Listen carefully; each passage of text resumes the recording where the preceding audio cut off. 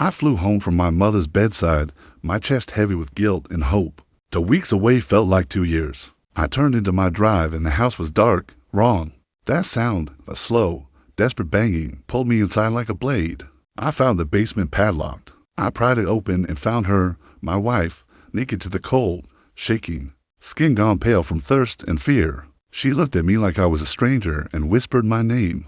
The truth hit like a storm. Our daughter had turned her back on her mother, used her illness to steal our life, and locked her in the dark to keep us quiet. I held my wife and swore I would take everything back, her life, her dignity, our money, and their freedom. This is the story of how I hunted my own blood for justice. Will you go with me to the end? The fluorescent lights in the hospital made everything look thin and tired. My mother's hands felt like fragile paper when I held them. I watched the rise and fall of her chest and tried to memorize the small rhythms. The way she breathed, the soft way she said my name when the morphine would let her. I sat by her bedside for 2 weeks in a room that smelled of antiseptic and stale coffee. My phone was full of messages from work, from friends, from Vanessa. She wrote she had things under control, that I should rest, that she would call me every day. I believed her. It was the easy choice. My mother needed me. I had to be there. Detroit looked colder than I remembered when I stepped off the plane. The city hit me with that winter wind that cuts through your jacket. The kind of wind that tells you the years have been busy and the city has too. As I drove toward our house in the east side, I rehearsed how I would fold my life back into the small domestic things, fixing the porch light, asking Ellie whether she wanted chicken soup, looking at old family photos and remembering how we used to laugh at the Tigers game. But something felt wrong before I even parked. There were tracks in the snow that didn't belong to our car. The porch light was off. The mailbox sagged the way it does when it holds unpaid promises. Inside, the house smelled faintly of bleach and other hands. That smell put a cold into my stomach. "Vanessa?" I called, dropping my bag. The house answered with a hollow sound. Not empty, exactly, but like a throat clearing before a lie. I walked through the living room. The television was off. Ellie's knitting basket sat on the couch, half finished, yarn spilled like small casualties. Her slippers were by the door, where she always left them. My heart started to beat faster, a hard, single drum. I went to the basement door because the noise I had heard, a distant, rhythmic thumping like a small bird trapped in a room, came from below. The padlock hung on the latch, bright and new enough to catch my breath. I remember looking at that lock and thinking in a stupid, hopeful way that it was a mistake. Maybe Vanessa had locked it for work. Maybe she had given the wrong key to the neighbor. I tried the handle. Cold metal. My phone happened to have a small pocket knife I used to open letters from my mother. I found it in my coat and worked at the lock like a man trying to wake from a bad dream. When the lock gave, smell hit me first. It was the smell of closed rooms and old breath and fear. Then I saw her. Ellie was curled in a thin blanket on the concrete. Her hair, once a crown of soft gray, was matted. Her eyes were wide and unfocused, and she kept reaching with a small, confused motion toward the concrete wall as though looking for a familiar painting. There was a bucket beside her, a small cup with a trace of something that had been coffee once. Her hands trembled from the chill. She looked 10 years older than she had last hugged me in a summer kitchen. "Marcus," she said when I knelt. Her voice was a sanded whisper. My name in her mouth felt like a rope thrown across a dark river. "It's me, Ellie." I lifted her, feeling the little weight of her bones and the loss of muscle from weeks without care. She leaned into me with the strange trust of someone who cannot always name the danger, but knows where comfort might be found. We sat on the cold steps. I wrapped my coat around her. I wanted to scream. I wanted to call the police and pull Vanessa by the hair and burn the new padlock with my bare hands. Instead, I steadied my voice and asked, "How long?" Ellie blinked slow. "Days," she said. "Vanessa, gone." She said she needed sleep, said she had errands. The word slipped and came out soft, as if dredged through a long tunnel. There were scratches on Ellie's arms, faint bruises that came from falling and having no one steady her hand. Her voice drifted toward a name she could not keep. "Where's the kettle?" "I need tea." I braced myself against the concrete wall and tried to count the days in my head. 2 weeks, the same 2 weeks I'd been at my mother's bedside. A cold, sharp truth dropped into my chest and then spread. Someone had used my absence to break our home, to steal more than money. I carried Ellie up the steps and into the living room where the light from the kitchen window lay like a small promise The kitchen table was scattered with paper, bank statements, a printed power of attorney form, and a string of receipts from a digital wallet I did not recognize. My name and Ellie's had been signed on a blank line in a handwriting I had seen 1,000 times. While signing holiday cards, the signature matched Vanessa's dot. My hand shook when I held the power of attorney paper. It was dated the week I left for the hospital. It said, in small legal words, that Vanessa had the authority to act for Ellie. That faded line of trust had been turned into a blade. I made the calls. The police said they would come. A detective asked the right questions, the kind that sound like activated traps. Who has access to the house?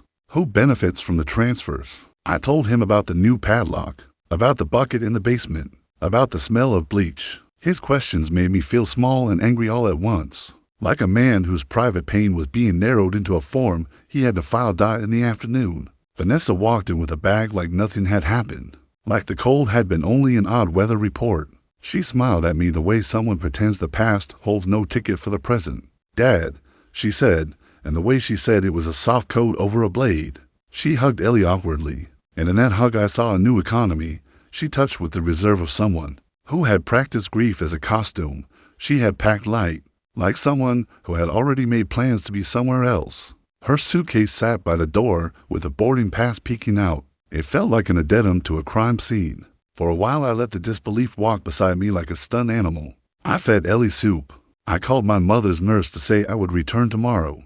I kept saying the word why in my head until it stopped sounding like a question. It started to break like glass. At night I sat in the dark of the living room and watched Ellie sleep on the couch, the small rise and fall of her chest of fragile music. My mind churned with ways to punish, to reclaim, to make Vanessa feel the voice she had opened. I thought about law, about police reports, about getting every receipt and transfer traced. But inside me a colder plan began to take shape, not to break bones, not to humiliate in public, but to strip away the calm life she had assumed. I would take her world apart the way she had taken ours. I would make her face the small, embarrassing truth she had tried to hide. This was the moment the map of my revenge started. It would not be quick. It would not be loud. It would be careful. It would be the slow unmaking of a life built on the theft of trust. I watched Ellie sleeping and felt something steadier than anger, a fierce, quiet promise. I touched her hand and promised myself this. I would make sure no one ever called our love a thing to be sold. I would get justice for the woman who had once taught me how to forgive, how to boil the perfect pot of tea, how to read the small kindnesses life offers. I would get it with my hands, my mind, and with a patience that matched the cruelty of betrayal. Part 1 ends with a man who has returned to a broken home, a wife rescued from a locked basement, and a vow formed in the dark. The next step is gathering proof, learning the lies, and making a plan that will hit where it hurts most. Continue to Part 2 to see how I begin to unravel Vanessa's story and gather the evidence, and to learn the first move of my quiet, personal revenge. I did not sleep much that night. The house sat around me, full of small sounds that meant nothing and everything.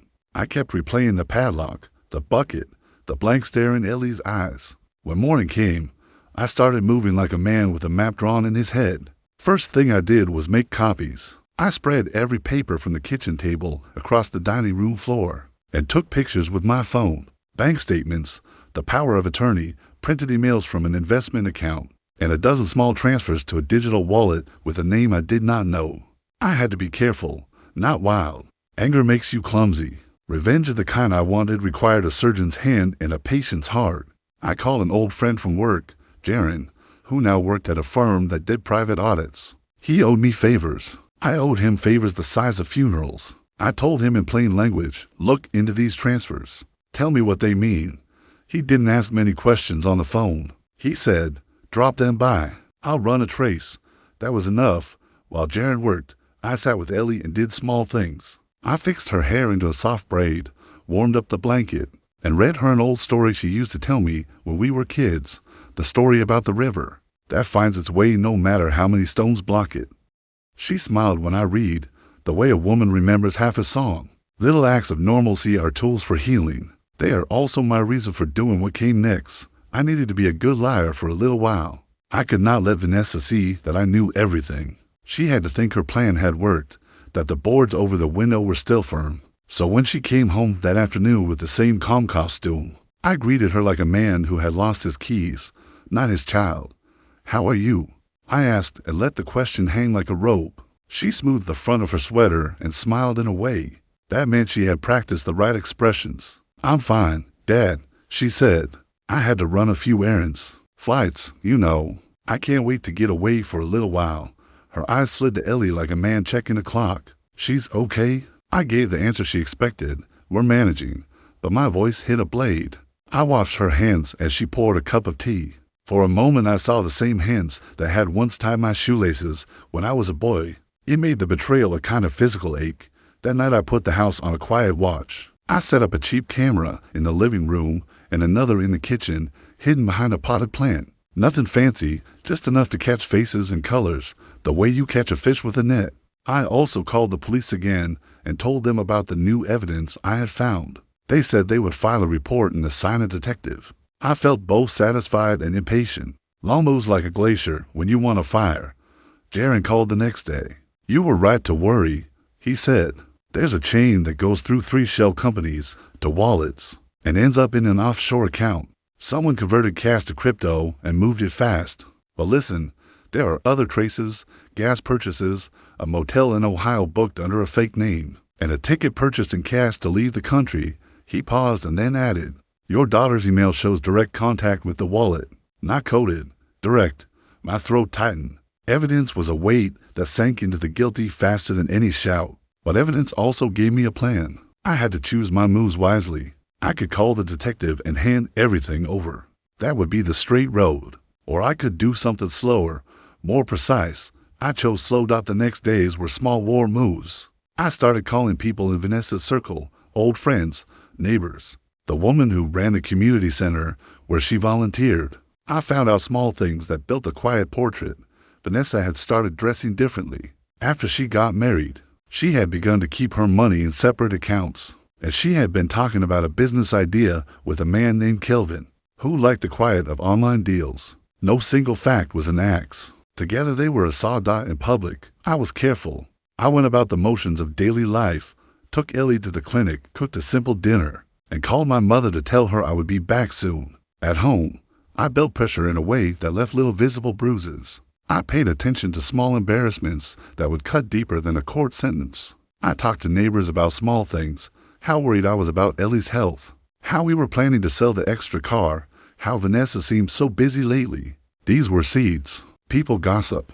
Gossip bears fruit. One afternoon, I let a different kind of blade be seen. I went to the bank and asked for copies of the joint accounts. I spoke in calm tones with the teller whose name tag read Shannon. I asked for statements and for hold notices. I requested, as a matter of form, that the bank flag any transfers out of accounts in Ellie's name and notify me. The teller looked at the power of attorney and then at me and said the bank would need a court order to freeze accounts under a contested POA. Fine. I could wait. Patience again, behind the scenes. I made a plan to take away the thing Vanessa thought was solid, normal life. I could not hurt Ellie's reputation or put her under more pain. My revenge had to be surgical. So I began to remove the small comforts Vanessa counted on, the smooth privacy of her social media, the neat arrangement of her online life, and the small illusion she kept in her pockets. I worked with a tech-savvy friend to quietly collect copies of the messages, linking Vanessa to the transfers. I scheduled calls that would appear to be coincidences, an old classmate who asked about family heirlooms, a landlord who needed proof of funds, a work friend who wondered about sudden travel plans. These were not big moves. They were the slow cracking of ice at night when Ellie slept. I sat at my kitchen table with the paper spread out like a map of a city I intended to navigate until I knew every alley. My plan was not revenge that would fill headlines. It was a revenge that would empty the pages of the life Vanessa had tried to live. I wanted the quiet shame of exposure. I wanted her to feel the small ripples of loss in the places she had once thought safe. Friends who would ask questions, banks that would pause, a marriage that might not be as solid under the weight of truth. I kept a promise to myself. I would not let myself become the kind of monster who broke people in the same way they had broken others. I wanted justice, not cruelty. I wanted to give Vanessa time to think and to regret, not to be destroyed utterly. There's a line between punishment and vindictiveness. I vowed to keep it. The next move would be where patience turned into action. I had enough to begin unraveling a web, but not yet enough to cut it clean. I needed one more thing, a public truth that could not be ignored. That was my next step. And it would be the first time Vanessa would see the consequences of her choices beyond our kitchen, beyond the padlock and the bucket. She would see the faces of people she had let down and the slow, certain collapse of the life she thought she could steal. Part 3 will be the first visible crack. The detective shows up with a list of charges. A quiet neighbor helps, and I set a small trap that begins the unraveling. Keep reading to see how I make the first public move that will change everything. Asterisk, the detective came on a gray Wednesday with a badge that looked tired. Detective Harris had a slow voice and sharp eyes. He carried a notepad and a calm that made me think he'd seen worse and kept walking. He listened without interrupting as I told him what I had found. The padlock, the bucket, the poet dated while I sat at my mother's bedside. He read the bank statements I handed him, and the list Jaren had prepared showing the crypto transfers and the motel booking in Ohio. This is elder abuse and financial exploitation, he said after a long look. The words landed like a bell. They had legal weight. They had the right names for what had happened. We'll open an investigation. We'll need statements from witnesses and formal evidence. I felt the long, slow relief of a man who had found a door in a locked house. But relief didn't mean the work was done. The law moves like winter ice. It protects. It waits. It keeps the gears slow. I needed the law, and I needed something quicker. Pressure that worked in the small rooms of social life, where reputations are fragile and secrets burn like paper. Detective Harris took Ellie's statement in that gentle way officers do, when they know the person they talk to is fragile. He also took mine. He promised to check the motel and the ticket. He left me with a card and a quiet order. Do not confront Vanessa alone. I nodded. Inside, I felt like a man, both armed and careful. I started with neighbors. Mrs. Landry lived next door and knew every detail of every block party since I was a boy. She had a sharp tongue and a good memory. When I told her quietly what happened, she did what neighborhood people do best. She began to collect her own small facts. I saw her come and go at odd hours, she said, folding her hands with small fury. She used to walk the dog at 6 sharp. Now she's gone at midnight. Mrs. Landry's small truths were useful. She agreed to keep watch and to tell me whenever Vanessa left the house. She also allowed a small camera behind her flower pot that would catch faces at the side gate. That simple gesture felt like power.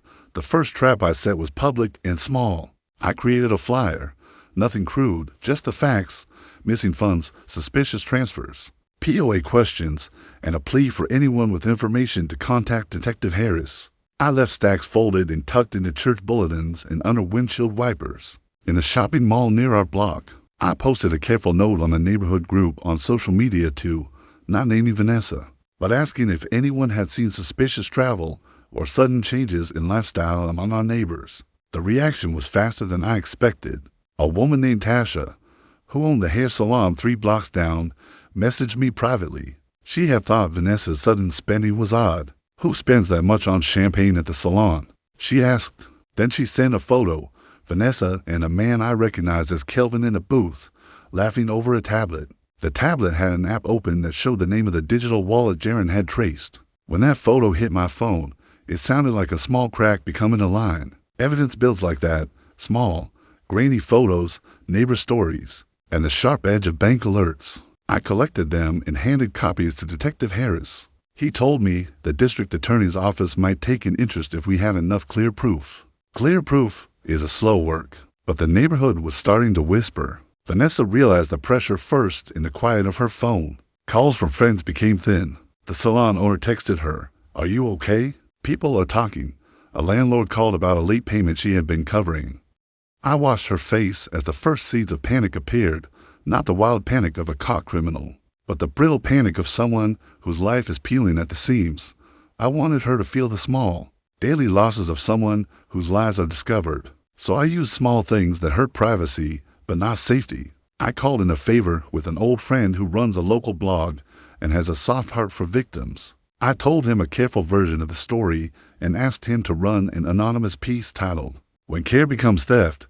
The piece didn't name Vanessa. It painted a scene familiar to anyone with aging parents, the slow ways people take advantage. When trust is offered, the comments filled with people sharing their own fears. The neighborhood felt more awake.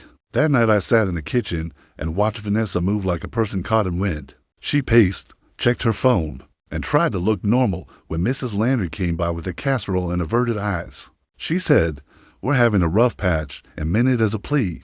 I heard the plea and did not answer. The second trap needed to be smarter. I had proof that transfers led to a wallet and then to an offshore account. Blockchain is public in odd ways. Each transaction leaves a trail. Jaren helped me get copies of wallet activity with timestamps. We noticed a pattern. Whenever Vanessa moved money, she would also rain small luxuries. A bouquet of roses for herself, a new designer bag, a dinner at an expensive restaurant. Someone was laundering comfort with others' money. That pattern would be useful when the DA looked at motive. I arranged a meeting by accident at the shopping center. I texted Vanessa that I wanted to talk about the house sale, a subject that would get her attention. She replied quickly and agreed to meet me near the coffee shop. I told Mrs. Landry to come along and sit to tables away with her knitting. I wanted witnesses. When Vanessa arrived, she sat like a woman rehearsing innocence. She had the smooth skin of someone who shops for youth. I kept my voice calm. We spoke in measured sentences about the house, about care, about the cost of medicine. I let her believe I was a man exhausted by grief, not by betrayal. "I'm trying to do the right thing," she said suddenly. Fingers tight around her cup. "You didn't do the right thing in the basement," I answered softly. I watched her face as the word hit. She swallowed a small breath and then tried to laugh it off. We left the meeting with nothing but the meeting. But Mrs. Landry later told me Vanessa had been shaken. She had texted someone named Kelvin. He looked at me funny. "Don't leave." That small message was a rope I pulled. Detective Harris used it to get a call log subpoena. Kelvin's number and Vanessa's messages were suddenly part of a legal file. I felt the satisfaction of a lock turning. I had to be careful. I did not want to push Vanessa into a corner where she would lash out at Ellie. I also did not want to become the kind of man who broke others for sport. My goal was to expose, to shame what needed shaming, and to take back what was ours. The first public crack grew. The bank put a temporary flag on transfers after they got the detective's call. The motel manager confirmed Kelvin had used a fake name. The small neighborhood gossip became a chorus. Vanessa made one mistaken step. She tried to withdraw money in cash to cover a sudden trip. The bank refused. She stormed out, and a teller I later spoke to said she looked like someone realized the floor had fallen out. That night I sat with Ellie and told her that we were not alone. She squeezed my hand, her fingers like small cliffs. "Make them sorry," she whispered in that fragile way Alzheimer's sometimes makes your loved ones speak truthfully and simply. I promised her I would. But my promise was not about rage. It was about reclaiming the life someone had tried to sell. Parford will turn up the heat. The DA will show interest. Vanessa will panic and make choices that show her true character. I will have to decide how far to go to keep the line between justice and cruelty clear, while making sure those who hurt my family see the damage they caused. Asterisk. Detroit in winter has a certain sound. Wind through narrow alleys, buses groaning over ice roads, and faraway sirens that seem to echo off the cold buildings. That sound used to make me feel small, but now it gave me focus. Every gust felt like a reminder that I was moving, that my plan was still alive. The morning after the bank refused Vanessa's cash withdrawal, Detective Harris called. His tone was business, but there was something like satisfaction in his voice. "Mr. Ward," he said, "the DA's office wants to meet. They reviewed the case notes, elder abuse, unlawful confinement, financial exploitation. It's strong enough for preliminary action." I exhaled slowly. My hand shook just a little as I scribbled the meeting time on a notepad beside the phone. "What happens next?" I asked. "They'll file a temporary freeze on the accounts in your wife's name," Harris replied. "Then we'll serve a notice of investigation. But remember, don't approach your daughter directly. We'll handle that part." I thanked him. But deep down I knew the law steps would still be too slow to match the kind of hurt we'd lived through.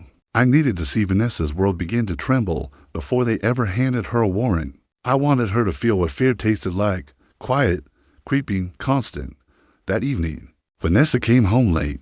Her footsteps were fast, clipped, nervous. She moved through the living room like someone afraid to meet their own reflection. Ellie was already asleep on the couch, wrapped in a blanket and breathing soft, childlike breaths. I stood by the window and waited for Vanessa to speak. "Dad, what's going on with the bank?" she asked. Her voice tried to sound calm, but there was a tremor under it. "They froze some of Mom's accounts. Said something about verification. Did you do something?" I turned slowly. "I talked to Detective Harris," I said. watching her face carefully. They're investigating some suspicious transfers. I'm sure they'll figure out who made them. For the first time, I saw the mask slip. Her face twitched, just for a second, and her eyes darted to the door, like she was calculating an escape route. Then she forced a laugh. That's ridiculous. You think I would ever lock your mother in a basement? I interrupted. My voice was soft, almost calm. You did more than that, Vanessa. You stole from her. You stole from me. You lied. The silence that followed was heavy enough to crush air. I didn't shout. I didn't need to. She stepped back, her eyes darting toward her bag near the door. I noticed the zipper slightly open. Inside was a passport and a wad of cash. The pieces started connecting faster than I could breathe. Where were you planning to go? I asked. She didn't answer. Instead, she muttered something under her breath and walked upstairs. Her door slammed a moment later. That night, I couldn't sleep.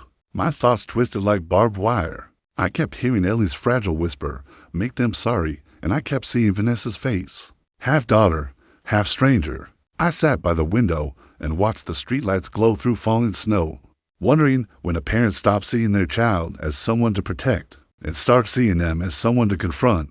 The next day, I met Detective Harris and two assistants from the DA's office at the station. The DA, a tall black woman named Miss Daniels, had a quiet power about her, calm, deliberate, and sharp as glass. She listened as Harris explained the evidence, the padlock, the signatures, the financial trail. When he finished, she looked at me directly. "Mr. Ward, I'm sorry for what your family's been through," she said, "but we'll need your cooperation and your patience. We can pursue criminal charges for elder neglect and fraud. The process takes time, but it will happen." I nodded. "I'll do whatever it takes," I said.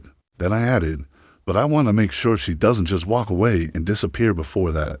Daniel smiled faintly. "Then we'll start by taking her passport." That small sentence was music. Back home, the quiet had changed. Vanessa avoided me completely. She spent hours locked in her room, whispering on the phone. I could hear fragments. "Not yet. They know something. I'll fix it." I didn't need to guess who she was talking to. Kelvin, her partner in crime, the man who helped her move the money. Asterisk. I made my next move carefully. With Jaren's help, I traced Kelvin's name to a small business license filed under Midland Tech Consulting. The address was an old warehouse on the city's west side. I drove there one morning, parking a block away. The place looked abandoned, broken windows, peeling paint, a flickering security light that blinked like a light trying to stay alive. But inside, I saw him, Kelvin, pacing, talking on his phone, nervous. I took pictures from my car, Kelvin's face, his car, the license plate. Then I called Detective Harris and told him what I'd seen. "Send them to me," he said. "We'll verify." That evening, Vanessa came downstairs. She looked pale, restless. "Dad, I'm leaving for a few days," she said. "I need to clear my head." "Where?" I asked, knowing full well the answer. "Just somewhere quiet," she said, trying to sound casual. "Don't worry about me." I smiled, the kind of smile that hides everything. "Take care of yourself," I said softly. But I already knew she wouldn't get far. The next morning, just as the sun climbed over the rooftops, I saw two unmarked cars pull up outside. Detective Harris stepped out with two officers. They knocked firmly on the door. Vanessa stumbled out in pajamas, eyes wide with panic. I stood in the hallway behind them, watching. "Vanessa Ward," Harris said, holding out a folder. "You are being served with a notice of investigation under the Michigan Elder Abuse and Financial Exploitation Act. You are required to surrender your passport and remain available for questioning." She looked at me like a trapped animal. "You did this," she hissed. "You turned everyone against me." "No," I said quietly. "You did that yourself." She tried to argue, but her voice cracked. When she finally handed over her passport, her hands shook. The officers left, and for the first time, Vanessa looked small, not powerful, not defiant, just scared. That night, I sat by Ellie's bedside. She was awake, humming softly, unaware of the storm outside. I held her hand and whispered, "It's starting, baby. Justice is starting." She smiled faintly, her eyes flickering with the faint light of recognition. "Good," she said. "Make them remember." Outside, snow fell steady and soft, covering the street like a new beginning. But deep down, I knew this was only the start. The law had stepped in, but the heart's revenge was still unfinished. I didn't want to destroy Vanessa. I wanted her to feel, to know, to live with what she'd done. And the next move, the one that would make her finally see the full picture of what she'd become, was coming soon. It wasn't about money anymore. It was about truth. About watching her world collapse piece by piece until she faced the mirror she'd been running from. Detroit mornings had always been noisy. Kids yelling on their way to school. Buses grinding over the frozen asphalt.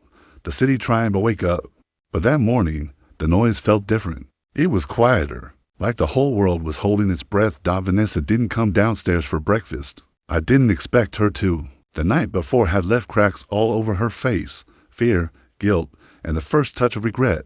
She'd spent the night pacing in her room, whispering to someone on the phone. I didn't need to hear the words to know she was speaking to Kelvin. I sat at the kitchen table, stirring a cup of coffee gone cold, watching Ellie from across the room. She was awake, wrapped in her blanket, staring at the window as if she could see something far beyond the snow. Her Alzheimer's made her drift between clarity and confusion, but that morning, she looked at me with eyes that remembered everything. She was a sweet child once. Ellie said softly, "Used to bring me wildflowers." I nodded. "Yeah, she did." Then Ellie said something that froze me. "You'll forgive her, won't you?" Forgive her. Those words hit like a fist. I wanted to say yes, to be the good man Ellie believed I was. But I couldn't answer. Not yet. Not when the sound of the padlock still echoed in my memory. Not when the image of her trembling on that cold concrete floor still burned behind my eyes. I changed the subject. "You hungry?" I asked. She smiled faintly. "Tea. Just tea." I made her tea. She held the cup with both hands like it was life itself. And maybe it was around noon. Detective Harris called. "Marcus, we found something." His tone was tight. The kind of tone that means trouble has grown teeth. "What is it?" I asked. Kelvin tried to move funds again from a different crypto wallet, this time using a VPN to mask his location. The trace led to a small bank in Chicago. But here's the thing. Vanessa's name appeared on one of the authorization codes. We think she's still working with him. My jaw tightened. So even after all this, she's still trying to run. "Looks that way," Harris said. "We're coordinating with Chicago PD. But there's something else." Kelvin's car was found abandoned outside a motel on the west side of Detroit this morning. He's gone. Disappeared. I froze. Gone. Yeah.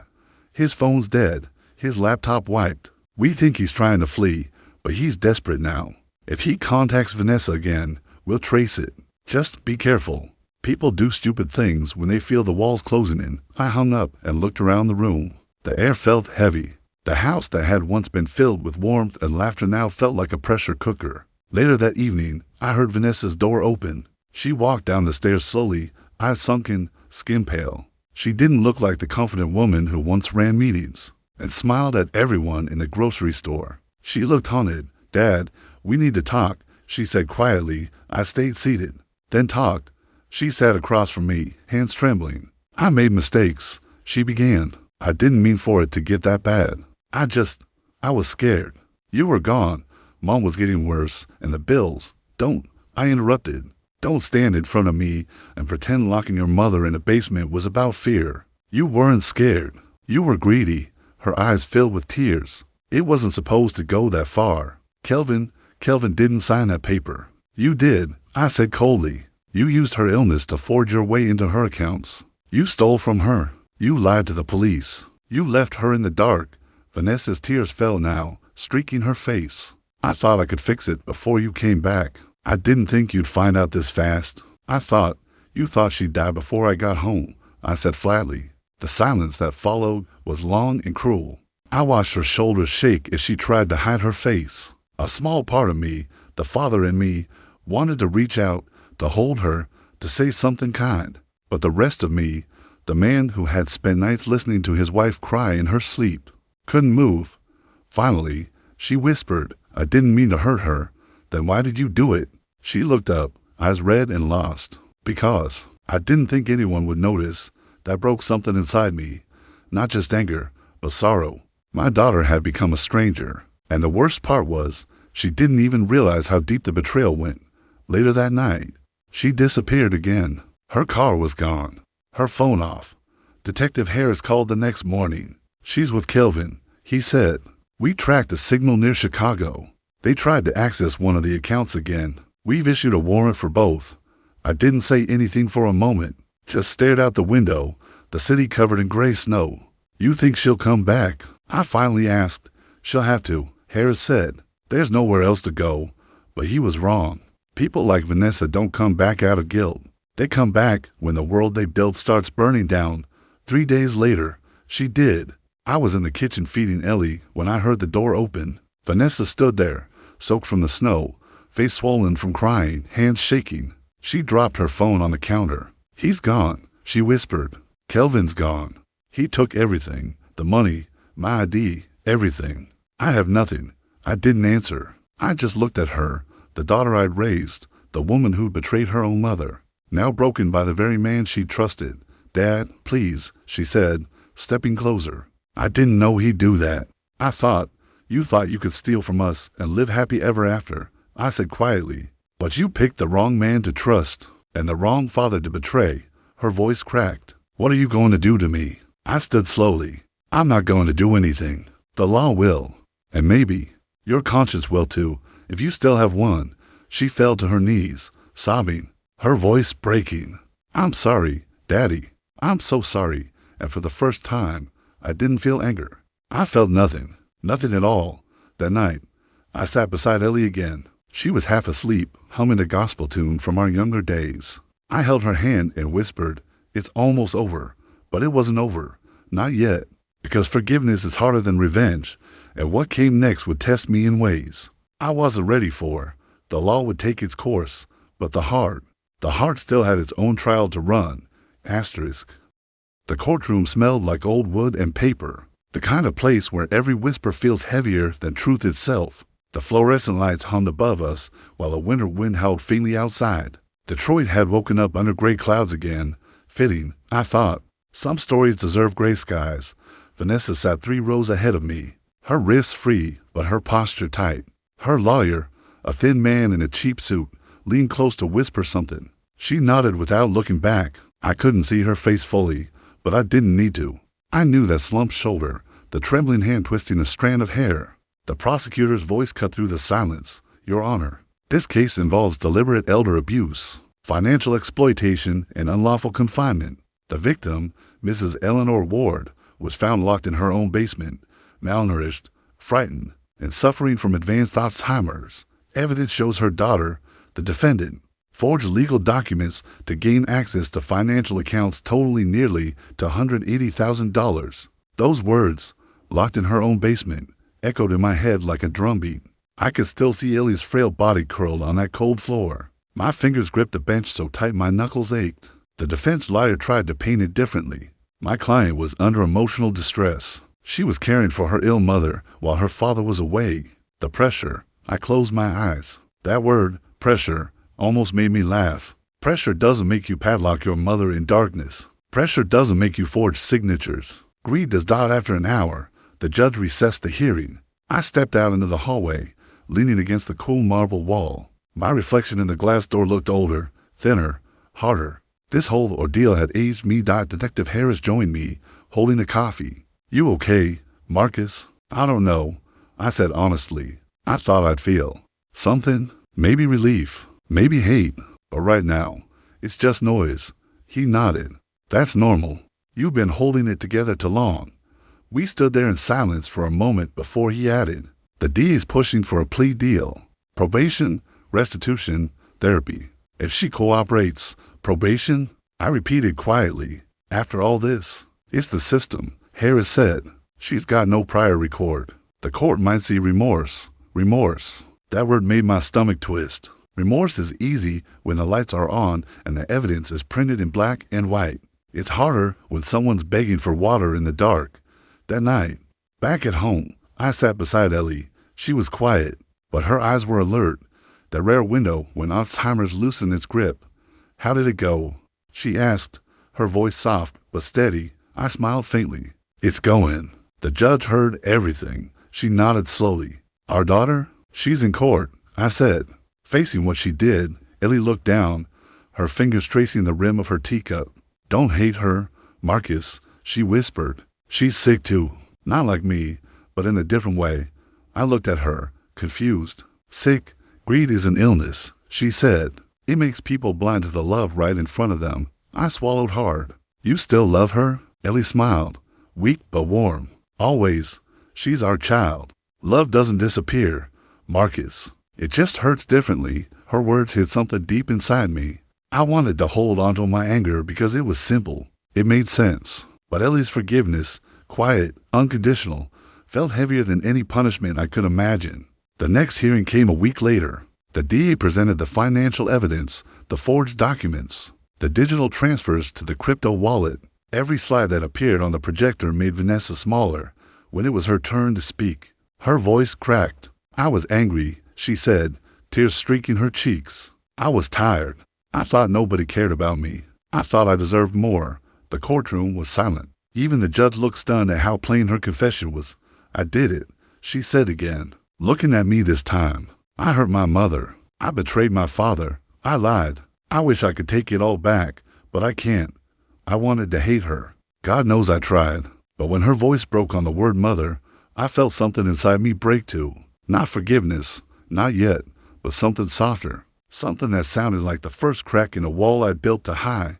After the hearing, the DA offered her a plea deal, restitution of all stolen funds, 2 years of supervised probation, mandatory counseling and community service in elder care facilities, full cooperation in testifying against Kelvin, who was still missing but officially charged. The deal wasn't justice in the old sense, not the kind that bleeds or burns, but it was something else. The beginning.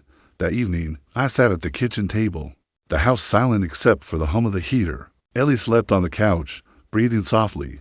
I opened my notebook, the one where I had written every plan, every detail, every move since this nightmare began. On the last page, I wrote 3 words, let it end, because revenge had done its job. It had exposed the lies, forced the truth into daylight, and made her face what she'd done. But holding on to it now felt like drinking poison to hurt someone else. The next day, Vanessa called. For the first time in months, her voice was calm, almost small. Dad, she said, I know I don't deserve to ask for anything, but can I see Mom? Just once. I was quiet for a long time. Every instinct screamed no. But then I remembered Ellie's words, love doesn't disappear. It just hurts differently. She's sleeping now, I said finally. Come tomorrow. She'll be awake in the morning. There was a pause on the line, then a quiet, broken thank you. That night, I stood by the window watching the snow fall over Detroit again. It covered the streets like a soft apology. I thought about how far we'd come, from a locked basement to a courtroom, from hate to something almost like healing, and for the first time since this began, I didn't feel angry. I felt tired. But it was the good kind of tired, the kind that comes when a storm is finally ending. Asterisk the morning she came back, Detroit was quiet. The streets were still wet from a thin drizzle, the kind that makes the city shine dull gray. I woke early, made coffee, and sat by the window with a single thought running through my head. She's coming home, home. It used to mean something beautiful, laughter in the kitchen, Ellie humming to her radio, Vanessa's teenage voice singing off-key in her room. But now, that word carried weight, like trying to lift something broken, something full of memories that hurt to touch. Ellie was awake earlier than usual. Some mornings her mind floated away, but today she seemed clear, almost too clear. She was sitting up on the couch, her soft hands folded in her lap, eyes calm, but knowing. She's coming, isn't she? Ellie asked.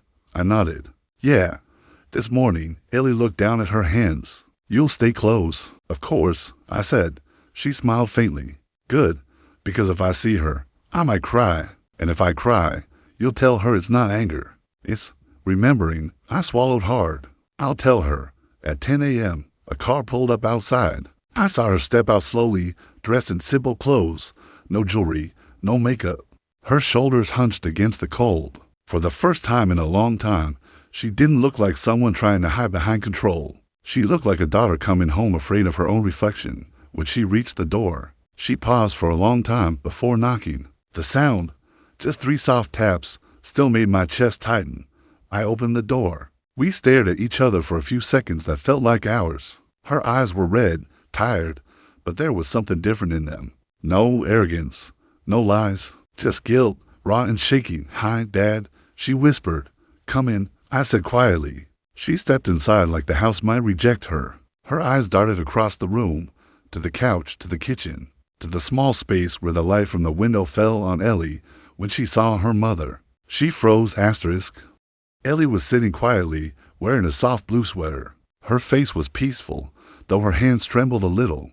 The moment Vanessa's eyes met hers, something changed in the room. A silence that wasn't cold, but heavy with history. "Mom." Vanessa breathed. Ellie didn't answer at first. Her gaze stayed steady, like she was searching through fog for the daughter she remembered.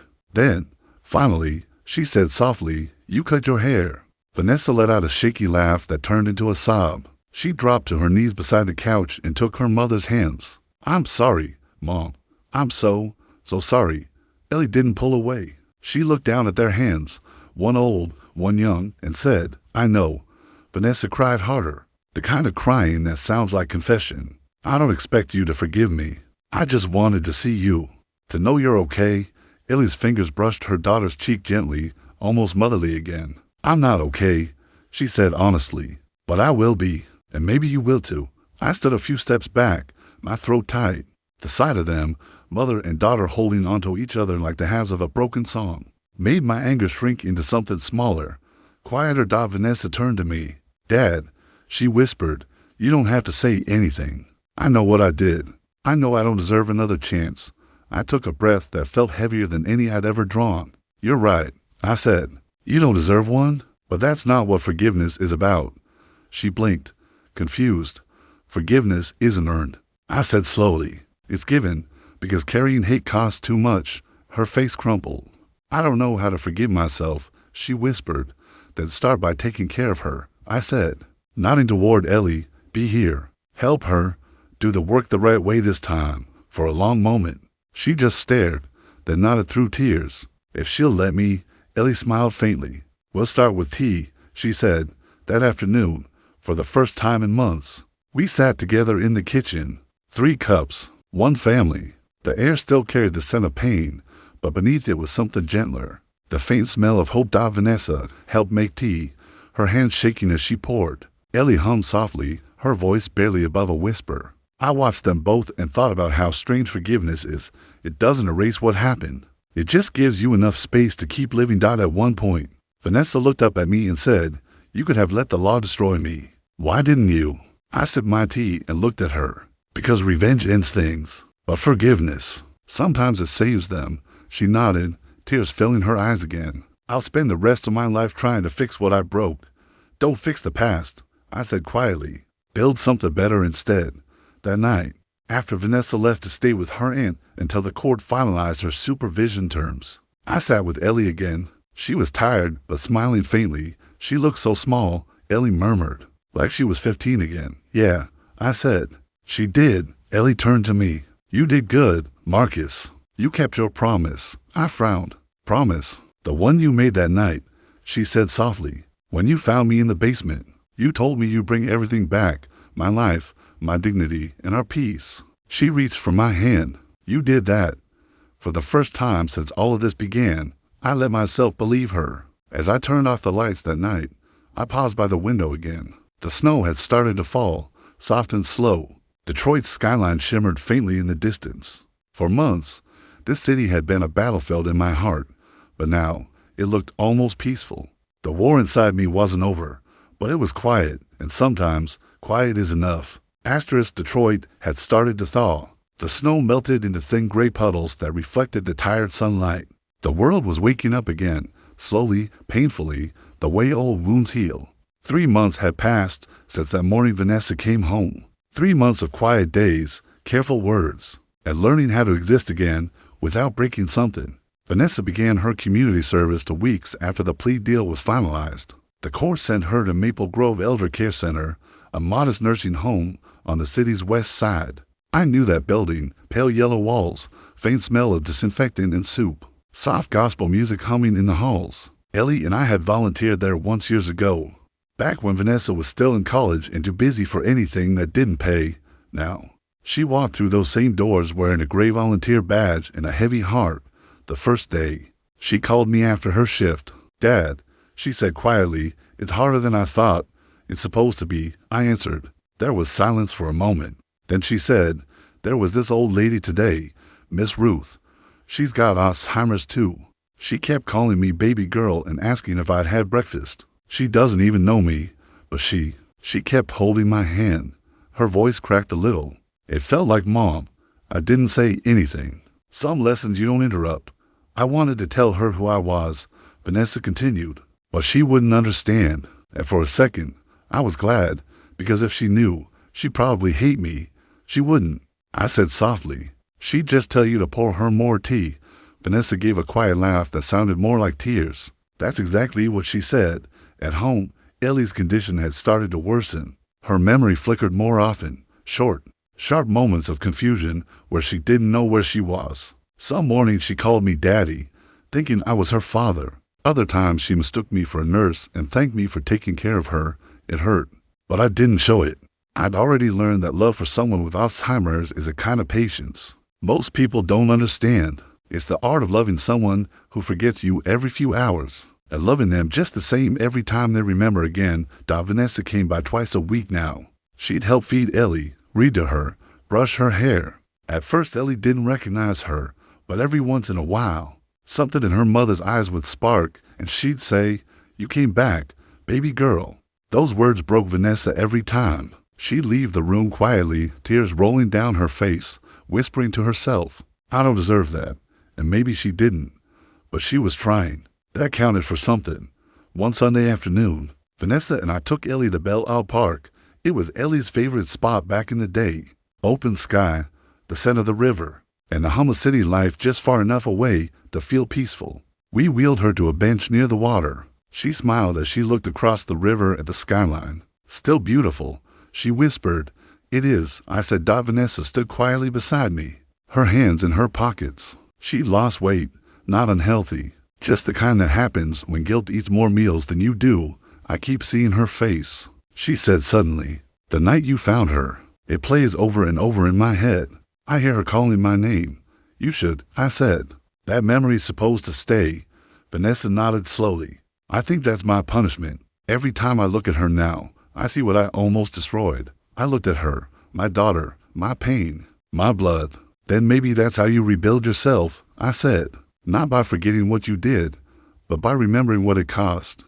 That evening, after Ellie was asleep, I walked Vanessa to her car. She hesitated before getting in. "Dad," she said quietly, "can I ask you something?" "Go ahead."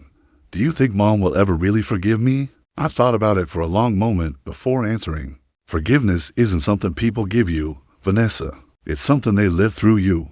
You keep showing up, keep helping her, keep being better, and one day, you'll realize she already forgave you long before you asked." Tears shimmered in her eyes. "I don't know if I can ever forgive myself." "You don't have to," I said. "You just have to make sure her pain meant something." She nodded, whispered good night, and drove away. That night, I sat alone on the porch, the soft hum of Detroit in the distance. For the first time in months, I didn't feel anger burning in my chest. It had become something quieter. Not peace, not yet, but understanding. Sometimes justice doesn't come from courts or police or punishment. Sometimes it comes from the weight of guilt that never leaves you, a ghost that follows you until you make things right. And I realized that was what Vanessa was living with now, her ghost, her guilt, her reminder. The next morning, Ellie forgot who Vanessa was again. She called her nurse and asked her to bring some tea. Vanessa smiled, wiped her eyes, and said softly, "Of course. Mama, I'll bring it right now." And for a brief moment, just before Ellie drifted back into confusion, she smiled at Vanessa the same way she used to when she was little and said, "You always made the best tea." Vanessa froze, tears falling quietly. She turned to me and whispered. That felt like forgiveness. I didn't answer. I didn't need to, because it was. Spring came slow to Detroit that year. The city looked tired, washed in shades of gray and hope. The trees were just starting to bloom again, soft green against cracked sidewalks. Life was trying, and that felt familiar. Ellie had been quieter lately. The doctor said the Alzheimer's was progressing faster now. Some days she barely spoke. Other days she talked for hours, but the words floated in strange directions. Memories from long ago, bits of songs, the names of people long gone. I could see the exhaustion creeping into her eyes. Even her smile, that gentle thing that used to warm every room, had grown smaller. I tried to hold on to the little things, The way she still hummed when I made her coffee. The soft way she'd squeeze my hand when she recognized me. The faint laugh when Vanessa told her stories. But deep down, I knew what was coming. One morning, I woke to the sound of crying. It wasn't loud, just soft, broken sobs from the living room. When I walked in, I found Vanessa sitting beside her mother's chair. Ellie's head was resting back, her eyes open but distant. She doesn't remember me, Vanessa whispered. Her voice trembled. She asked me who I was. I told her I was her daughter, and she said she never had one. She started to cry harder, her hands shaking. I've been trying so hard, Dad, every day, and now she's gone. Even when she's right in front of me, I knelt beside her and put a hand on her shoulder. She's still here, I said quietly, just in pieces. You've got to love the parts that are left. Vanessa wiped her tears, but they kept coming. I deserve this, she whispered. This pain is what I earn. No, I said softly. This isn't punishment. This is love. The kind that keeps you up at night. The kind that costs something. We sat there together, watching Ellie drift in and out of her own world. She hummed a tune that made no sense, then stopped suddenly and looked right at us. Her eyes sharpened, clear, focused, just for a second. You're both crying, she said. Frowning, Vanessa laughed through her tears. We're just emotional, Mom. Ellie smiled weakly, then stopped. There's still sunlight outside. Just like that, the fog came back. She turned her gaze to the window, eyes unfocused again. But for that one brief moment, she'd been back, enough to remind us what we were fighting to hold onto. That evening, after we put her to bed, Vanessa sat at the table staring at nothing. Her voice was barely a whisper. When I was little, she used to braid my hair every morning. She'd tell me stories about how love was like cooking. You had to stir it slow, never rush it. I smiled sadly. She told me that too. Vanessa looked at me, tears in her eyes. I wasted so many years being angry at her. Angry at you? For what? You both loved me more than I deserved. I reached across the table and took her hand. You're making it right now, Vanessa. That's what matters. She squeezed my hand tightly. If she dies without remembering me. She stopped, her voice cracking. I don't know how I'll live with that. I took a deep breath. You will. Because love isn't about what she remembers. It's about what you do while she's still here. A week later, Ellie stopped talking almost completely. The doctors called it late-stage decline. The words sounded so clinical, like grief could be measured with charts. At night, I sat by her bed, reading her old letters aloud. She didn't respond, but sometimes when I reached the end of a story, she'd squeeze my hand, a small sign that somewhere inside, she was listening. Vanessa came every day after work, bringing flowers from the community garden or a new scarf she'd wear upon. She'd talk even when Ellie didn't answer. She'd brush her hair, hum the same song Ellie used to sing when Vanessa was a baby. It was quiet redemption, slow, unglamorous, and beautiful. One afternoon, I found Vanessa sitting by the window, staring at the sunlight reflecting off the lake. Her eyes were swollen, her face pale. She stopped eating. Vanessa said softly, "The nurse said it's her body shutting down." I nodded. "I know. What do we do now?" She asked. "We stay," I said. "We stay until the end." The last night was still. Ellie lay in her bed, breathing shallowly. I held one hand. Vanessa held the other. The room smelled faintly of lavender, her favorite. At some point, she opened her eyes just enough to look at us. Her lips moved, her voice barely a whisper. Together, then, like a candle flickering out, she was gone. The silence that followed was unbearable. Vanessa buried her face against Ellie's arm and sobbed, not the sharp cry of guilt anymore, but the hollow ache of losing something pure. I held her. For the first time in years, we cried together, not as enemies, not as strangers, but as what we once were, a family. The funeral was small, quiet, just close friends, neighbors, and a few of Ellie's church sisters. Mrs. Landry spoke, saying Ellie Ward had the kindest soul in Detroit. Even her silence was a blessing. When it was my turn, I stood beside the casket and looked out at the faces that had known her. She taught us that forgiveness isn't about who deserves it, I said. It's about freeing yourself to love again. I glanced at Vanessa then, standing near the back, head bowed, tears in her eyes. And because of that, I continued, I know she's already forgiven everything. That night, after everyone left, Vanessa and I went back to the riverfront where we'd taken Ellie weeks before. The city lights shimmered across the water, I keep hearing her voice. Vanessa said, saying that thing, love hurts differently. She was right. I said. Vanessa turned to me. What now? I looked at her, the reflection of the city lights flickering in her eyes. Now, I said softly, we live. The way she wanted us to. That was the first night in a long time that I didn't feel the weight of hate in my chest. Grief, yes, but not hate. Ellie was gone, but she had taken the worst of our pain with her, leaving only love behind.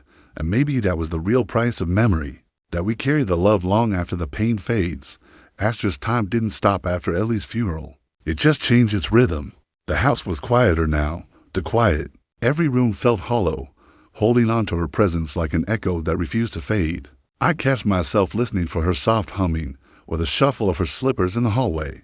But what I heard instead was silence, the kind that wraps around you like a heavy coat. It had been 3 months since we buried her. 3 months since that last word. Together, Vanessa was doing better, at least from the outside. She'd finished her community service at Maple Grove and had been offered a permanent job there. I think Mom would have liked that, she said when she told me. She always said caring for others is how we find ourselves again. I saw her growing, healing, little by little. She smiled more now, though it always carried a shadow behind it. She still wore guilt like a scar, but she wasn't letting it define her anymore. Me, though, I didn't know what I was becoming. One gray afternoon, while sorting through Ellie's old boxes in the attic, I found a small wooden chest tucked beneath her quilts. It was her handwriting on the label, for Marcus and Vanessa, when the music stops. I sat down right there on the attic floor, dust dancing in the sunlight, and opened it slowly. Inside was a stack of letters, some sealed, some folded loosely, and a small cassette tape wrapped in a note that read, "Play this together." For a long time, I just stared at it. My throat tightened, my hands trembling as I turned the tape over. Ellie's handwriting was neat, careful, fading slightly. March 3rd, 2025. The day before she stopped talking for good, I called Vanessa immediately. "Can you come over tonight?" I asked. Her voice caught. "Is something wrong?" "No," I said quietly. "Something's waiting." That evening, the sky turned deep purple, and the house filled with the faint hum of rain on the roof. Vanessa came in, her coat damp, eyes curious but cautious. I showed her the box. She froze when she saw the note. "She left us something." I nodded. "Looks like it." We sat in the living room, where Ellie used to read every morning. I found an old cassette player in the closet, dust-covered, but still working. When I pressed play, the tape clicked softly, then hissed, and then her voice died soft, warm, steady, the voice I hadn't realized I'd been craving to hear again. "Marcus, Vanessa." She began. Vanessa gasped, her hands flying to her mouth. "I don't know if you'll ever hear this." Ellie's voice continued. "But if you do, it means I'm not there anymore, at least not the way you can see me. And that's okay. We all leave differently." Her words were slow, gentle. You could hear the weakness in her breath, but her tone never wavered. "Marcus, my love, thank you for never giving up on me, even when my mind forgot who you were. I know that must have been the hardest part, being remembered and forgotten all in the same breath. But you stayed. You stayed, and that's what love really is." Vanessa's tears started to fall, one after another, silent but unstoppable. Then Ellie's voice shifted, softer now. "Vanessa, my baby girl, I hope by the time you hear this, you've forgiven yourself. I don't want my last memory of you to be anger. I want it to be love, because that's what I've always had for you, even when I couldn't find the words." Vanessa covered her face, sobbing. I put my arm around her shoulders, my own tears stinging my eyes. "I know you made mistakes," Ellie continued, "but you are more than your mistakes. You are the best and worst parts of me, all tangled up in one. You'll spend your life learning how to live with both, and that's okay. That's what growing is. So don't hide from love. Don't punish yourself forever. Be kind and be brave." The tape hissed for a moment. Then her voice returned, faint, like she was drifting away. "And to both of you, remember, forgiveness isn't something you wait to deserve. It's something you give because you love too much to carry hate. I loved you both more than the world had room for. So live, my loves. Live in a way that makes peace proud of you." The tape clicked, then went silent. We just sat there, motionless, crying, breathing slow. The rain outside sounded softer now, almost rhythmic. It felt like she was still there, somehow, in the quiet between our breaths. After a long while, Vanessa spoke. Her voice shook. She knew. She knew we'd need to hear that. She always knew. I said. Vanessa nodded, wiping her eyes. I think that's the first time I felt free. I reached into the box again and found one more thing. A folded letter addressed to both of us. It was short, handwritten in her careful cursive. If love is music, then forgiveness is the echo. Even when the song ends, the echo keeps you alive. We read it together, neither of us speaking, because some words don't need answers. That night, after Vanessa left, I sat by the window with the tape still in my hand. The street outside was quiet except for the steady sound of rain. I pressed play again just to hear her voice one more time, that calm melody of strength and grace. And for the first time since she died, I didn't cry out of sadness. I cried out of gratitude, because even in death, Ellie was still teaching us how to live out the next morning. I found Vanessa sitting on the porch when I woke up. She was drinking coffee, eyes red, but smiling softly. I listened to the tape again last night.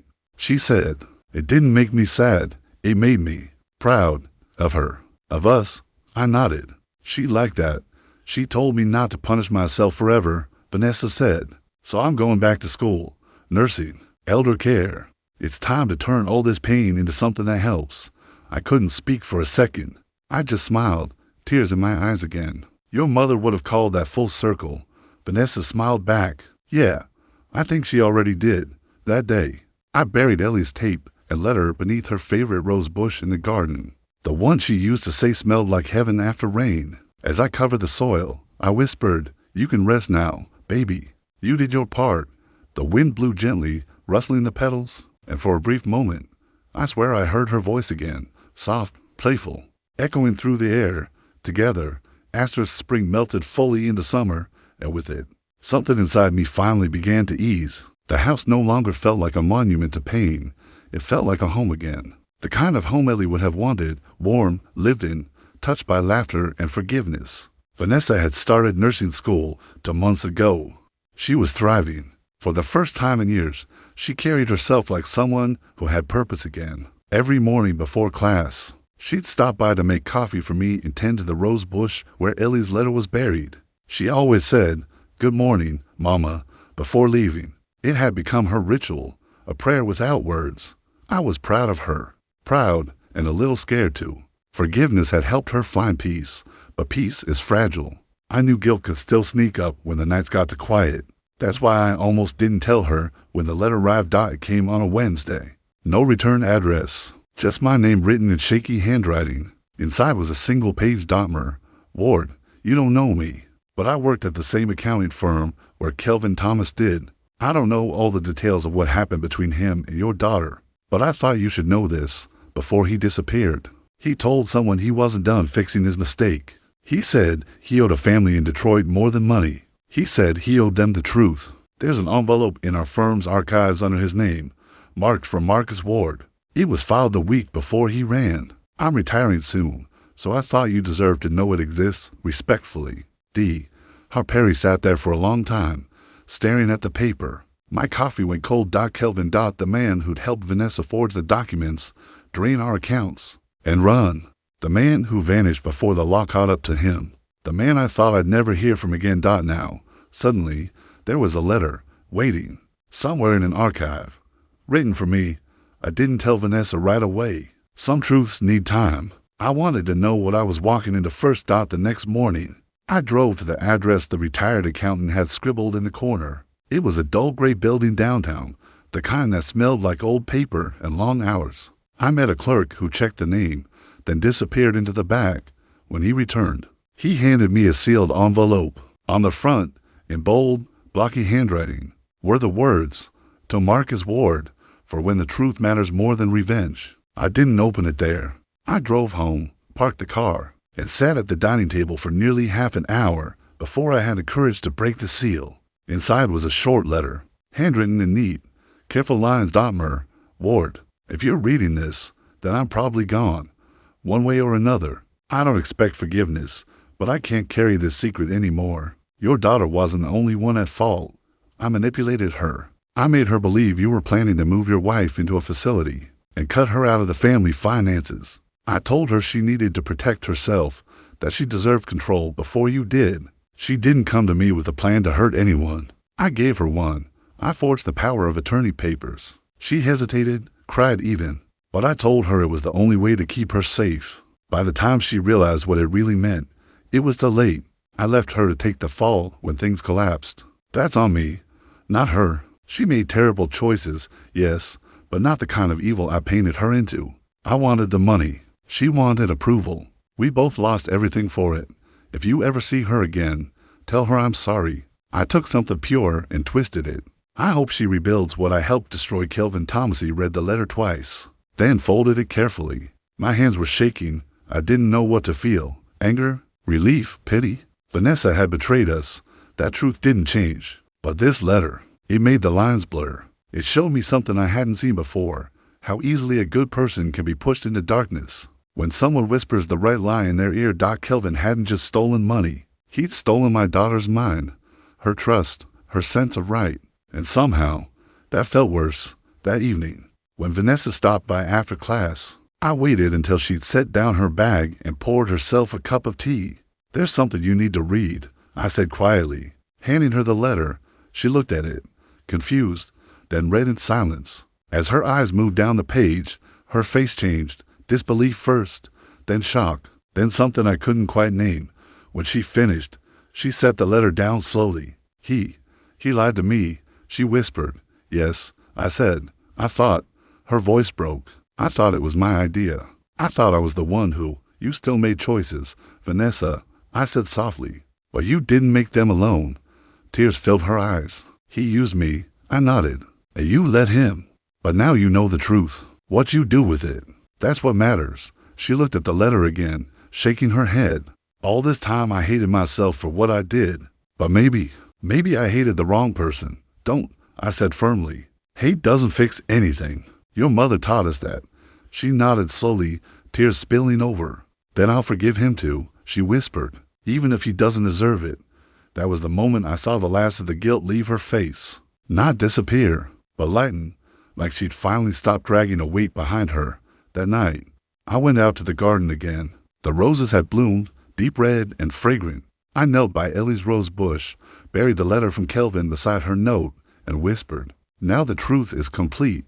A soft wind blew through the leaves. The air smelled like rain again, and for a moment, I thought I heard Ellie's voice, faint, loving, full of peace.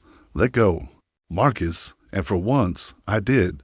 Weeks later, Vanessa graduated her first semester with honors. She told me she wanted to specialize in dementia care. I want to help families like ours, she said. People who are hurting, but still trying to love each other right. I smiled. That's the best revenge you could ever take.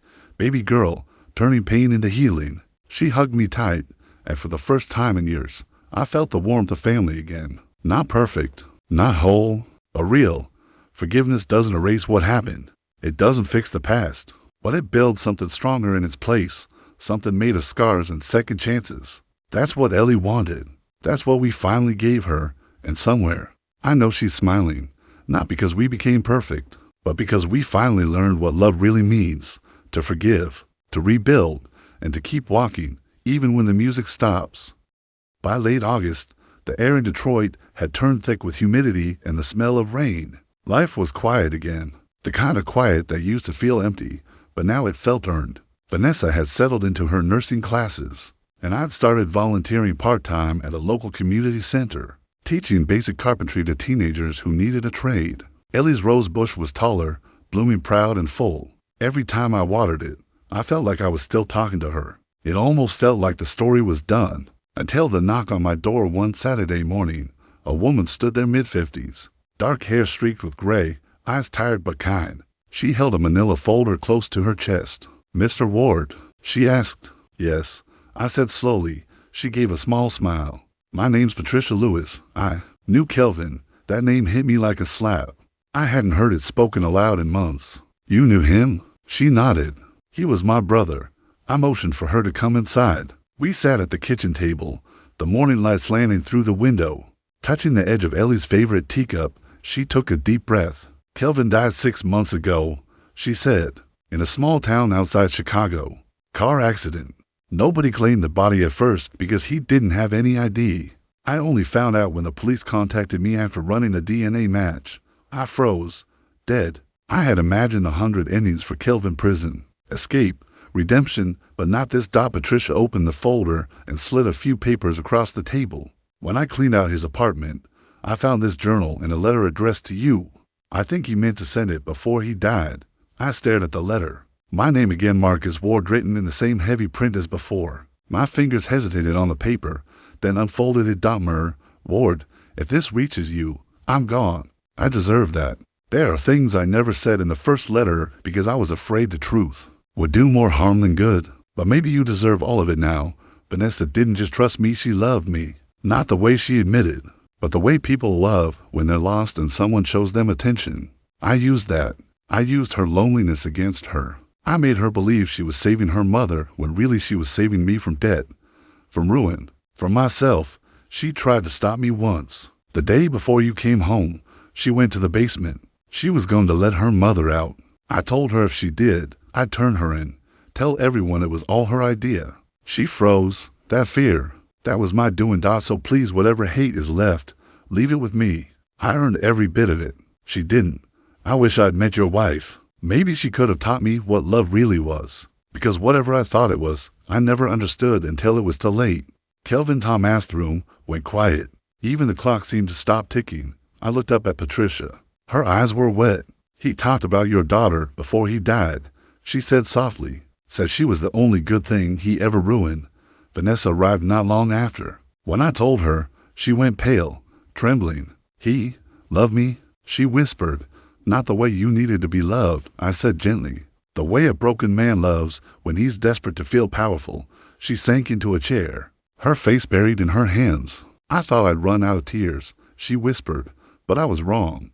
I handed her the letter. She read it silently, lips quivering. When she finished, she pressed the paper against her chest. Do you believe him? She asked. I thought about it, about all the ways truth and lies can tangle until you can't tell which is which. I believe he was sorry, I said finally. But some truths don't undo the damage, they just help us understand it. She nodded slowly. Then maybe I can finally stop hating myself. That night, I sat alone on the porch. The city was quiet except for the low hum of traffic. I thought about Kelvin, his choices, his death, his confession. I didn't feel victory. I didn't even feel satisfaction. What I felt was closure. Ellie used to say, you can't build peace on anger, it collapses every time the wind changes. Now, I understood what she meant. I looked at the rose bush glowing faintly under the porch light. It's done now, baby, I whispered. The truth's out, and for a second, I swear I smelled her perfume in the air, jasmine and tea leaves, and heard her soft voice, laughing gently. It was never about revenge, Marcus. It was about coming home. A week later, Vanessa visited me after class. She wore her nursing uniform, her hair pulled back, a quiet confidence in her eyes. Dad, she said, I want to start a program at the Elder Center in Mom's name for families dealing with Alzheimer's to teach them patience and forgiveness. I smiled. That's exactly what she'd want. Vanessa looked out toward the rose bush. You think she'd be proud of me now? She never stopped, I said. Even when she forgot your name. Vanessa leaned against my shoulder, and we watched the sun sink behind the Detroit skyline, golden gentle, painting the world in peace. The story that began in darkness had finally found its light. That night, I placed Kelvin's final letter beside Ellie's in the garden, not as forgiveness, but as an ending, and as the wind moved through the roses, carrying the scent of summer, I felt something I hadn't felt in years. Not relief, not vengeance, just peace. Detroit in early fall has a beauty of its own, the kind that sneaks up on you. The air turns crisp, the leaves along the boulevards burn orange and gold, and the city smells faintly of roasted coffee and fresh rain. It was in that season, nearly a year after Ellie's death, that something remarkable happened. Vanessa and I began to rebuild our lives for real. The idea for the Ellie Ward Foundation started on a quiet evening in our living room. Vanessa was sitting at the table, grading notes from her nursing classes, when she looked up and said, Dad, I want to do something that outlives both of us. I raised an eyebrow. You already are, taking care of people, helping families. She smiled, but shook her head. That's not enough. I want to make sure what happened to us never happens to anyone else. Not the sickness, not the betrayal, not the silence. She said the last word softly, and I felt it in my chest. Silence. That was the worst part of it all. how the pain lived behind quiet walls while no one saw it coming. So we started planning. The Ellie Ward Foundation for Memory and Care would focus onto things supporting families caring for loved ones with Alzheimer's, raising awareness about elder abuse and financial exploitation, the kind too many families hide out of shame. Vanessa said, Mom's story deserves to help someone, and I couldn't have agreed more. Within months, the foundation had a website, a few small sponsors, and a growing group of volunteers, nurses, caregivers, even lawyers who wanted to help victims of financial fraud. Local news picked up the story, calling it a Detroit family's mission to turn tragedy into hope. Every time I saw our name, the Ellie Ward Foundation, in print, I felt a strange mix of sadness and pride. Ellie would have smiled, fussed over the logo, and then probably baked cookies for every volunteer. Vanessa had changed. She carried herself differently now, shoulders straighter, eyes softer. She spoke to rooms full of people about forgiveness and accountability like she was born to do it. One night, after an event downtown, she told me, when I stand in front of those families, Dad, I see Mom. I see what she'd tell them if she could. What's that? I asked. She smiled faintly. That love doesn't die with memory. It just moves into the people left behind. That line stayed with me for days. But life has a way of testing you just when you think you've made peace. It happened one Friday afternoon. I was in the foundation office, sorting donation receipts, when a young woman stepped inside. She looked to be in her mid-twenties, brown skin, bright eyes, wearing a faded denim jacket and holding an envelope. Mr. Ward, she asked. Yes, I said. How can I help you? She hesitated, then took a deep breath. My name's Leah Thomas. My father was Kelvin Thomas. The world seemed to tilt for a second. My pen slipped from my hand. Kelvin, again. After all this time, she must have seen the shock on my face because she said quickly, Please, I'm not here for trouble. I'm here because I found something that belongs to you. I gestured for her to sit, my heart beating too fast. Go on. Leah slid the envelope across the desk. My father left a safety deposit box in my name. I didn't open it until last month. There were some old documents, a few photos, and a USB drive. It had a video file labeled Ward Family. I didn't speak. I just stared. She continued softly, I think it was meant for you, maybe both of you. It's an apology. I haven't watched the whole thing, but from what I saw, he looked different, tired, like he knew his time was short. She paused, then added, I don't want to defend him, but I think he was trying to make peace.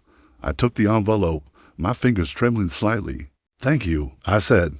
Leah stood to leave. For what it's worth, she said, he talked about you and your daughter a lot in his journals. Said you were the family he wished he could have had. Then she left, quiet, respectful, gone as suddenly as she came. That night, Vanessa came over. We sat in the living room, lights dim, the envelope between us. You sure you want to watch this? I asked. She nodded slowly. If he left it for us, we owe Mom the truth. I plugged in the USB. The video flickered to life on the TV. There he was, Kelvin Thomas, older, thinner, sitting in a bare room with light coming through a half-open window. His face looked worn, his eyes red, but his voice was calm. Marcus, Vanessa, if you're watching this, then I'm not around anymore. I won't waste your time asking for forgiveness. You've given enough of that to ghosts like me. He paused, looking down. His hands trembled slightly. I don't expect peace, but I wanted to leave you something real. Not lies, not regret. The money I stole, I invested part of it before I ran. Most of it was lost, but a portion survived. It's yours now. It belongs to Ellie's name. I set up a trust to transfer it to your foundation. It's not much, but maybe it can help someone. Vanessa covered her mouth, tears welling. Kelvin looked up again. Vanessa, I can't undo what I did. But you were never evil. You were scared, the same way I was. I used that fear, and that's what I'll regret till the end. Don't carry my mistakes any longer. You deserve to heal. He took a long breath, eyes glistening. And Marcus, you were right. Love isn't revenge. Love is the mercy we choose even when we have the right to hate. Thank you for showing me that, even if I didn't deserve it. The screen flickered once. Then, when black dot silence filled the room, the kind that hums when your heart's too full to speak, Vanessa finally whispered, He gave it back. I nodded. Some things find their way home, even through the wrong hands. She turned to me, tears streaming freely now. Does this mean it's really over? I smiled faintly. No, baby.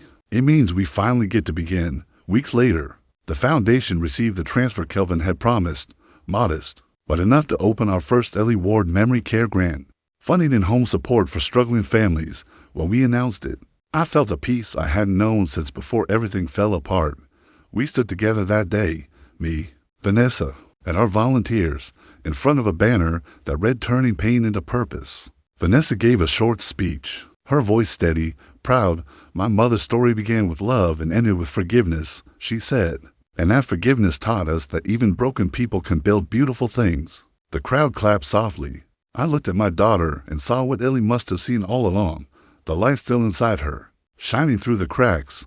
That night, I stood by the rose bush again. The wind rustled through the leaves, and I whispered, "We did it. Ellie, we found peace in the rubble, somewhere in the stillness." I could almost hear her laugh, soft, familiar, proud, about time. It seemed to say Dot, and for the first time since everything began. I laughed too. Detroit's autumn air was thin and golden, the kind that makes the city glow before the cold sets in. The leaves had turned to fire again, and the streets hummed with the soft pulse of a city trying, always, to be reborn. I used to dread this time of year, the first fall after Ellie's death. It felt like the whole world was reminding me that everything beautiful eventually fades. But not this year. This year, it felt like she was still here, in the sunlight on the porch, in the laughter that returned to our house, in the steady heartbeat of the Ellie Ward Foundation. The garden had grown wild, bursting with color, crimson roses, orange mums, soft white lilies. Vanessa said the garden looked like a living prayer. I liked that. That morning, I got a letter. It wasn't from the foundation or one of our sponsors. It came in a plain white envelope, no return address. The handwriting was elegant, familiar, looping. For a moment, I thought my eyes were playing tricks on me. Then I saw it, Ellie's handwriting. I felt my chest tighten. The last time I'd seen her write anything was months before she lost her ability to hold a pen. My hands trembled as I unfolded the paper. Inside, the ink had faded slightly. But her words were clear. My love, if you're reading this, I'm long gone from where you can see me, but never from where you can feel me. I asked Pastor Williams to mail this when the foundation opened. I knew you would make something out of our pain. You always could. Tell Vanessa I'm proud of her. Tell her she turned our heartbreak into healing. Tell her she's forgiven, truly and completely, not because she asked, but because she's mine. And you, Marcus, stop sitting by that rose bush pretending you're talking to a ghost. I'm not in the ground. I'm in you. In every breath you take when you choose love over anger. In every sunrise you watch without crying. I told you once that love was like music. It doesn't stop when the song ends. It lingers in the air, in the hearts that remember. So when the wind touches your face, that's me. When the light hits the garden just right, that's me smiling. You both found your way home. That's all I ever wanted. Always. Ellie read it twice, then a third time, my eyes blurring. It was like she had timed her words perfectly, one final whisper. Right when we'd finally healed enough to listen without breaking. That evening, Vanessa came by. She had just finished a shift at the Elder Care Center, still wearing her scrubs, her face glowing with that tired joy people carry when their work means something. I handed her the letter. She read it slowly, her lips trembling as she smiled. She really planned this, Vanessa said softly. She wanted to make sure we ended where we started, together. I nodded. That was always her way. She believed every story deserved closure. Vanessa wiped a tear and looked toward the rose bush. I used to think forgiveness was weakness, she said, but now I think it's the only thing that keeps love alive after everything else dies. I smiled at her. Your mama taught us both that lesson. As the sun dipped behind the skyline, Vanessa and I walked to the garden. The sky burned orange and gold, just like the day Ellie and I first planted those roses years ago. I read her letter out loud one last time while Vanessa listened, tears falling silently. When I finished, Vanessa whispered, "She was right, Dad. She's not gone." "No," I said, looking up at the sky. "She just changed addresses." We laughed quietly through the tears, the kind of laughter that's soft, honest, and full of peace. That night, I sat alone on the porch again. Detroit's lights shimmered in the distance, and the wind carried the faintest scent of roses and rain. I closed my eyes and listened, really listened. And for a moment, I heard it, Ellie's laughter, soft, familiar, like a song I hadn't realized I'd been humming all this time. The pain was still there, It always would be, but it didn't know me anymore. It had turned into something else, something gentler, something like gratitude. Vanessa called from the doorway. Dad, yeah. She smiled. Come inside. Dinner's ready. I turned back toward the garden one last time. The roses swayed in the wind, the light catching on their petals. For a heartbeat, I swore they glowed. I smiled. I'm coming, baby, I whispered Dot, and as I stepped inside, I felt Ellie's presence all around, in the walls, in the laughter, in the love that survived. That's when I realized the story didn't end with loss. It ended with light.